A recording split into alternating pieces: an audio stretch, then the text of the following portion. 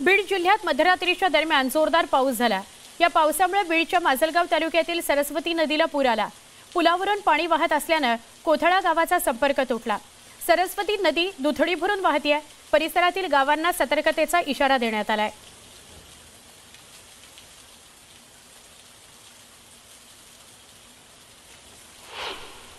बीड जिल्ह्यात मध्यरात्री झालेल्या जोरदार पावसाने माजलगाव आणि मांजरा प्रकल्पातून मोठ्या प्रमाणात नदी पात्रात विसर्ग केलाय।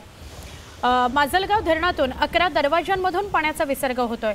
त्यामुळे मांजरा आणि सिंदफणा गोदावरी नदीकाठच्या गावांना सतर्कतेचा इशारा देण्यात आलाय।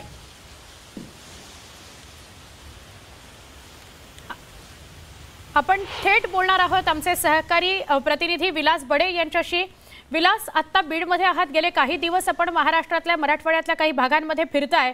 आज काय परिस्थिती आहे? पुन्हा एकदा रेड अलर्ट मिळतोय। सुवर्णा, जी परिस्थिती आहे ती भेदरलेल्या अवस्थेत आहेत मराठवाड्यातले शेतकरी।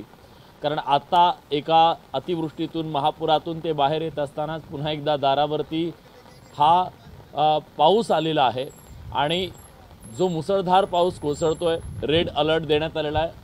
तुम्ही ऐकत असाल तर ढगांचा गडगडाट आहे आणि खूप मोठ्या प्रमाणात रात्रीपासून हा मुसळधार पाऊस कोसळतोय। खरं तर शेतकऱ्यांचं अतोनात नुकसान झालेलं आहे।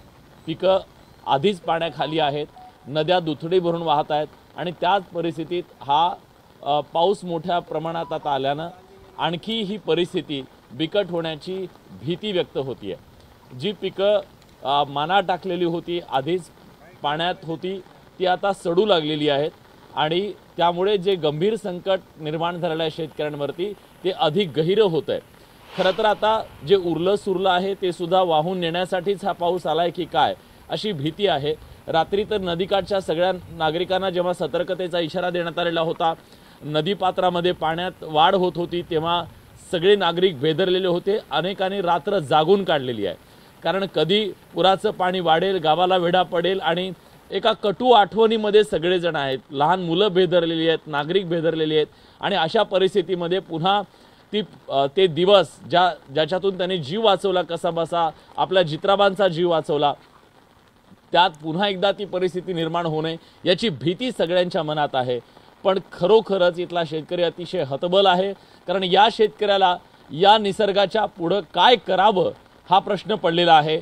ज्या प्रकारे आता लातूरमध्ये आपण बघितलं की शाळांना सुट्टी देण्यात आलेल्या, प्रशासन हाय अलर्टवर आहे, नदीकाठच्या नागरिकांना सतर्कतेचा इशारा दिलेला। बीडमध्ये तीच परिस्थिती आहे, धाराशिवमध्ये तीच परिस्थिती आहे आणि सर्वाधिक फटका या 3 जिल्ह्यांना बसलेला आहे मागच्या अतिवृष्टीचा। एका मंडळामध्ये चेरापुंजी इतका पाऊस पडतोय, जवळपास 150 मिलीमीटर काही मंडळांमध्ये पाऊस झालेला आहे आणि त्यामुळे ही परिस्थिती जर अशीच कायम राहिली, आज दिवसभर हा पाऊस कायम राहिला तर मात्र पूर परिस्थितीमध्ये वाढ होण्याची भीती व्यक्त केली जाते। सुवर्णा, नक्की विलास, धन्यवाद आपण माहिती दिलीत त्याबद्दल।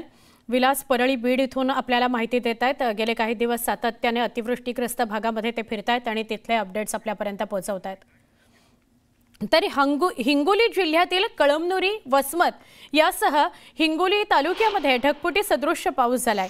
जिल्ह्यातील पांगरा, शिंदे, दांडेगाव या गावांमध्ये पाणी शिरलंय, त्यामुळे आपत्ती व्यवस्थापन देखील अलर्ट मोडवर आहे। सर्वत्र पाणीच पाणी झालंय, त्यामुळे शिक्षण विभागाने शाळेला सुटी जाहीर केली आहे।